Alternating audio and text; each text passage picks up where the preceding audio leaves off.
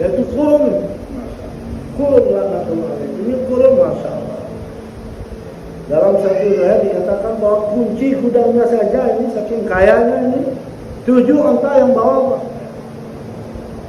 Bukan 7 gudang, Pak. Kunci gudangnya 7 onta yang bawa. Bagaimana banyak hartanya turun. Sampai sekarang ini, Pak, terkenal sering disebut-sebut harta karun. Saking terkenalnya hartanya karun.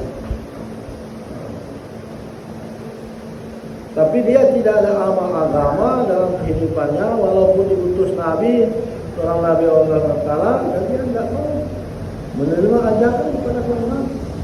Tapi Allah tenggelamkan dia dalam tanah bersama hartanya.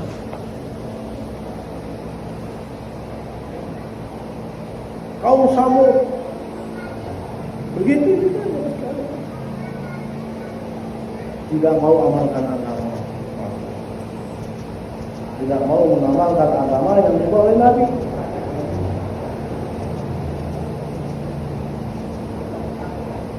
Orang kaya ada amal agama, masya Allah. Allah muliakan. Sampai dalam Al-Quran itu orang-orang yang punya pangkat, bukan jabatan, orang kaya raya. Ini Allah muliakan. Sebagaimana Abdul Rahman bin Auf radhiyallahu anhu. Bahkan Abdul Rahman bin Auf ini mas kalian, dia berdoa kepada Allah ingin dijadikan orang miskin. Kenapa demikian?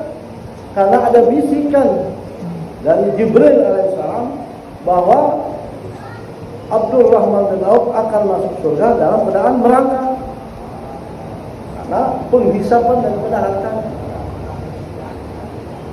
Maka dia minta kepada Allah, ya Allah jadikan saya orang miskin. Masya Allah. Kira-kira kita ini pernah nggak minta doa kepada Allah bahwa untuk kita menjadikan orang miskin? Saya rasa nggak pernah ya, tidak ada saya rasa. Bahkan ada orang minta yang bahagia itu minta harta yang banyak, harta yang berkah. Belum terlintas, belum terdengar di telinga saya ini ada orang yang minta miskin. Pada saat itu jemaah sekalian, itu terjadi panen gagal, panen korma gagal. Semua korma pada saat itu busuk. Tidak ada sebutir pun korma yang bagus.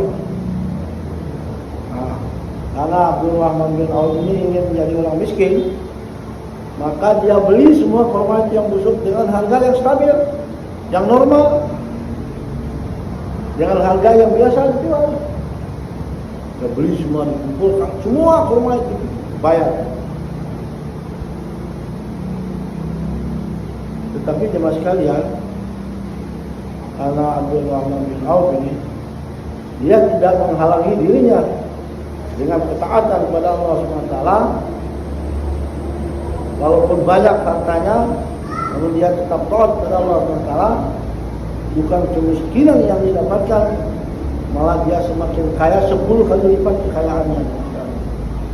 Terjadi Allah itu, maka jadi. Nah pada saat itu dari ada satu kabilah Yaman itu terkena wabah penyakit. Satu-satunya obat untuk menyembuhkan penyakit itu adalah dengan kurma busuk. Datanglah minta cari. Siapa punya ini semua ini, yang busuk ini, pohon ini semua yang ada ini berapa, siapa punya ini? Wah sudah dibayar sama Abdul Rahman bin Auf. Mana dia cari sana? Cari ketemu sama Abdul Rahman bin Auf. Saya membayar korbannya berapa? Ada jual. Enggak, saya menjual sekian, enggak mau jual. Berasa mau bayar sekian, enggak mau jual. Saya mau bayar 10 kali lipat katanya. Akhirnya Abdul Rahman jual lagi. Masa jadi kekayaannya 10 kali lipat. Inilah ciri orang-orang yang tidak melarikan dirinya daripada taat kepada Allah Taala, amalkan yang mulai Nabi. Tinggal memuliakan rijalun la tulhim tijaratun wala bai'un an dzikrillah wa iqamis shalah wa Jadi laki-laki yang tidak dilalaikan dengan jual beli perniagaan daripada mengingat Allah, mendirikan salat. dorong mendorong. Ini orang yang kaya raya tidak menghalangi dirinya untuk taat.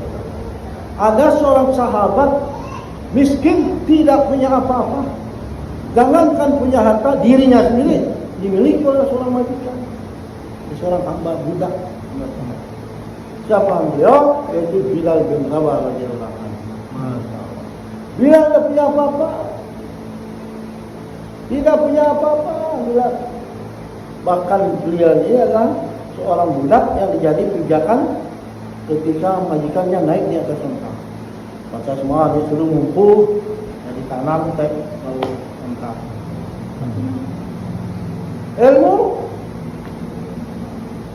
hanya 3 aja Al-Fatihah dan 30 yang dia baca. Tapi ketika dia batal wudunya, dia wudu lagi, sholat syukur dulu. Ketika selesai mengandangkan azan, dia sholat sunat, sholat berjamaah. Di hari-hari seperti itu. Walaupun keadaannya seperti itu, seorang budak, seorang majikan, seorang pelayan, tapi amal agama wujud dalam kehidupannya. Masya Allah. Di dunia ini Bilal bin Rabah diangkat derajatnya oleh Allah SWT, dijadikan gubernur di Damsyik. Orang miskin tidak punya apa-apa, budak, tapi Allah angkat dengan amal agamanya, Allah angkat derajat, dijadikan gubernur. Dan yang kedua, Masya Allah, jadi Bilal ini jemaah sekalian, fisik daripada tubuh daripada Bilal ini, Masya Allah, mungkin kalau mungkin di sini belum ada, mungkin orang semua yang mirip keriting rambutnya Bilal itu dengan kulit hitam pekatnya itu. Rambutnya sudah keriting, kalau masuk semut ini ke dalam tidak akan keluar lagi, susah keluarnya kalau sudah masuk ini keriting. Sudah hitam lagi Pak, mungkin melebihi dari hitam saya ini. Jemaah sekalian, semua wanita-wanita yang tercantik tanah Arab pada saat itu merebut daripada Bilal bin Rabah untuk menjadikan suaminya. Jadi semua wanita-wanita yang tercantik di tanah Arab pada saat itu, jemaah sekalian, ingin merebut daripada Bilal bin Rabah untuk menjadikan suaminya. Yang dilihat oleh wanita-wanita itu bukan karena faktor tubuhnya, karena amal agamanya. Karena ada ketenangan, ada kebahagiaan dia rasakan. Dia lihat di dalam daripada Bilal bin Rabah. Dan yang ketiga, jemaah sekalian, yang ada pada diri Bilal bin Rabah, orang yang masih berada di alam dunia, tapi terompahnya sudah terdengar di surga Allah. Masya Allah. Jadi jemaah sekalian yang dirahmati oleh Allah Taala, jadi kunci kita bahagia, kunci kita sukses dunia dan akhirat tergantung sejauh mana kita amalkan ini agama. Bukan miskin dan kayanya persoalannya, tapi miskin ada agama, kaya ada agama, sukses dunia akhirat. Walaupun kaya, tapi tidak ada agama, amal agama dalam dirinya, sengsara. Pasti sengsara. Miskin, tidak ada amal agama, lebih-lebih sengsara. Dalam dunia sudah hina, apalagi nanti di akhirat. Bahkan akan dijadikan tambakan.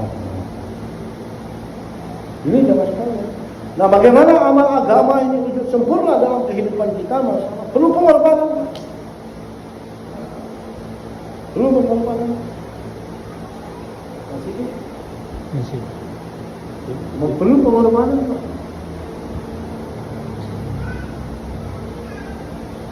Bagaimana agama ini sempurna lagi?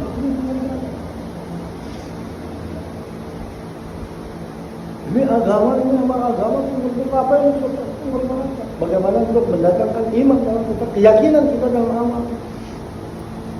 Dan iman ini akan datang dalam diri kita itu dengan dakwah. Iman akan datang dengan dakwah, al-iman itu bidakwah. Iman tidak akan datang dengan cara-cara lain. Apa dakwah ini? Mengajak manusia kembali ke Allah Subhanahu. memberi peringatan kepada manusia sebagaimana Nabi memberikan peringatan kepada umatnya. Nabi Adam, Nabi Musa, semua Nabi diutus oleh Allah SWT. Tugasnya hanya satu, mendakwakan agama. Baginda Nabi SAW